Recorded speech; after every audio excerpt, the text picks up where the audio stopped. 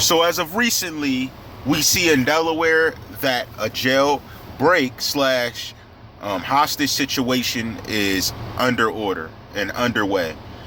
And it didn't really tell how many associates really are part of this jailbreak.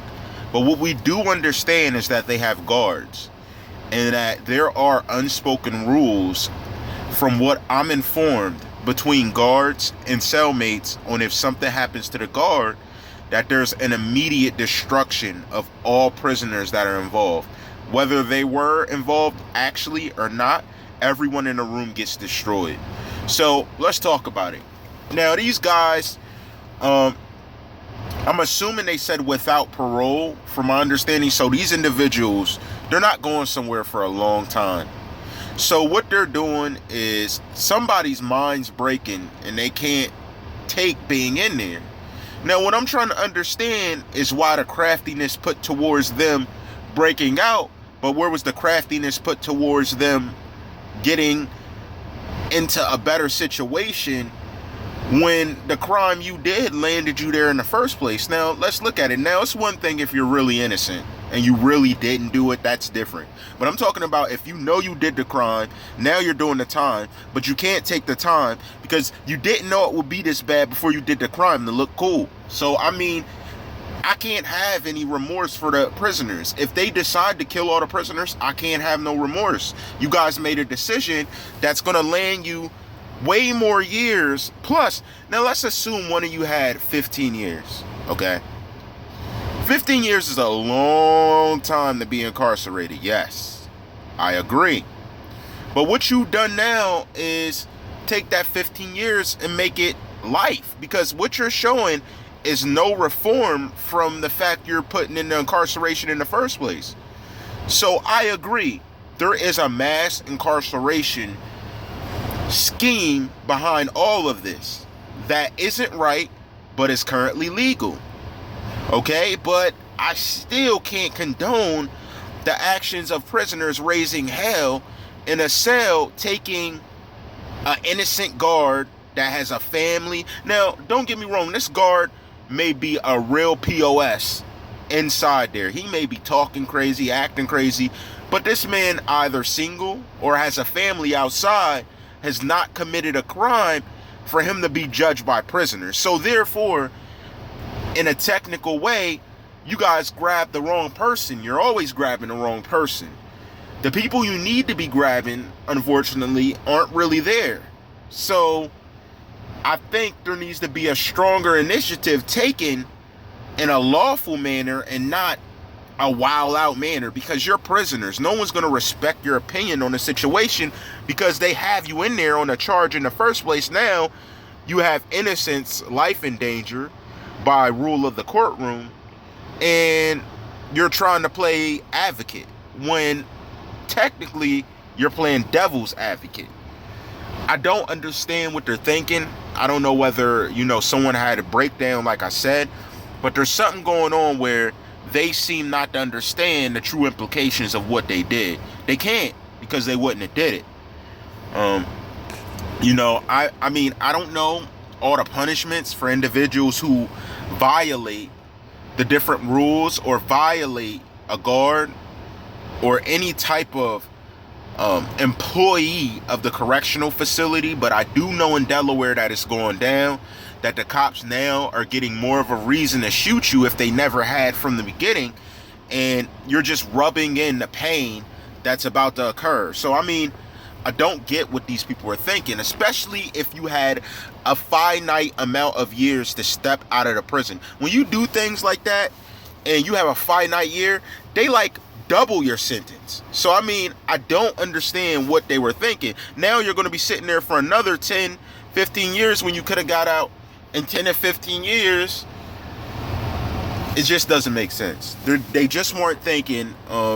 They probably had a breakdown, and I know sometimes it's hard to come to grips in terms of what's going on, but being that the level of crime that was committed in order to carry them to that way, I don't see the versatility in the story.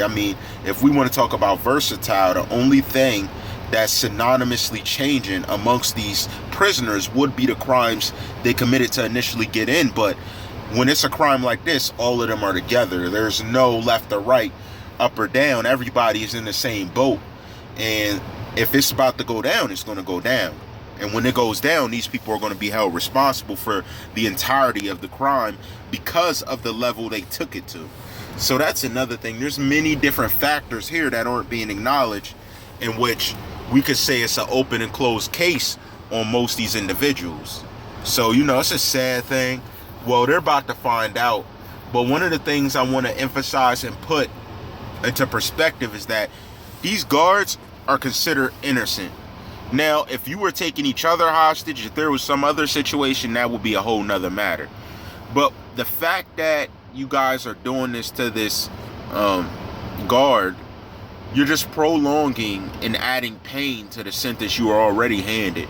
And if we look at it in a strategic manner, you just made a move in a sense to gain the upper hand, but this move was not planned out because you're not in motion. So usually if someone's going to plan a move to do something deliberately deceitful or dreadful to gain some type of freedom or liberation, you move with it. You don't stay in the place where your pain occurred.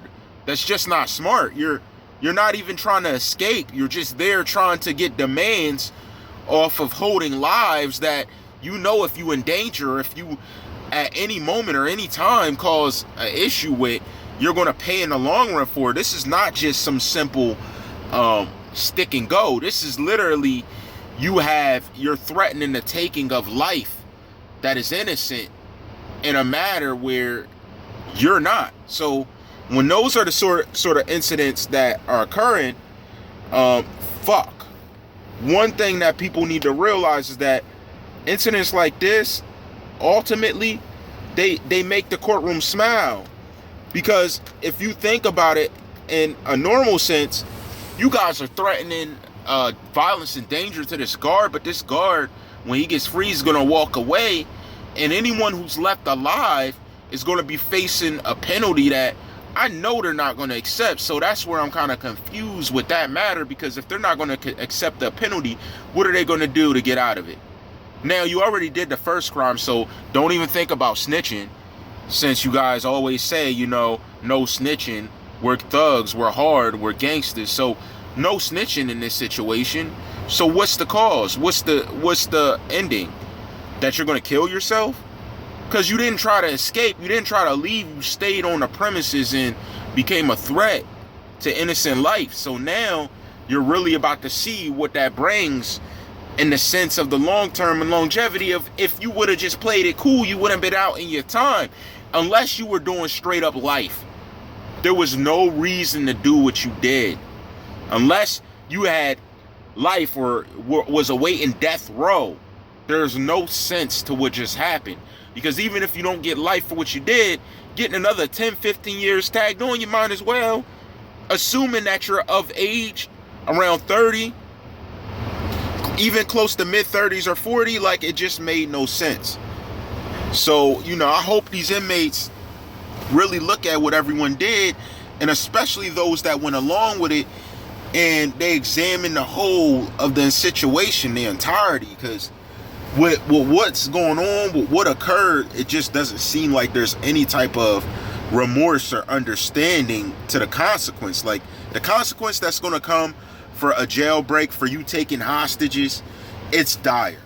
It is dire. And it's super sad, because we won't see these individuals again, probably. Never again. If you have some relative or somebody who's part of holding hostage the guard in the prison in Delaware, you may never see them again. And I mean even on a visit for a while. Because they just violated their freedoms, because freedoms and understandings are built around the fact that, hey, this person's going to reform, or hey, we can do something about this situation, or this person was good, he gets out early. And your situation is the opposite. You showed that reform not only did not happen, but may not be possible. So now they have no reason to see you as anything but a danger to society. So that's what I want people to understand. Yes, mass incarceration is a problem. Yes, African American men make up a large population of it. Yes, it needs to stop. But no, that is not the way to handle it. There are better ways. Legislature is one of the main ways that the first step needs to be taken. So instead of taking the stress to get to physically subdue guards and think through hostage plans, how about you take the time to subdue the pages of a book and understand and read your legitimate rights in the court of law and how you're able to beat the system in the way it destroyed you. You know, so shout out to everyone that checks it out. Shout out to everyone that checks the description out, that rocks with me, that keeps steady.